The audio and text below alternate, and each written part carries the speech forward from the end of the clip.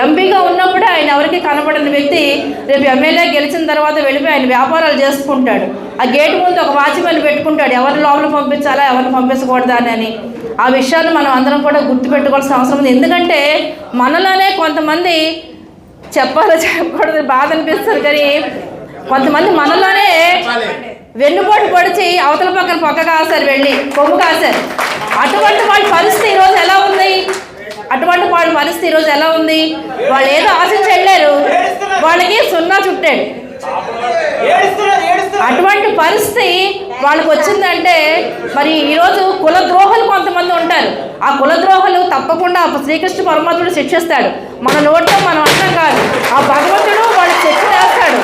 అది తప్పకుండా జరుగుతుంది. ఆ విషయము మనం మంచి మనిషితో కలంషం లేకుండా ఉండే వ్యక్తులు కనుక అందరూ మనల్ని నమ్ముతున్నారు. కానీ మనలో కూడా కొంతమంది కులద్రోహులు లాంటి వాళ్ళు ఉంటారు.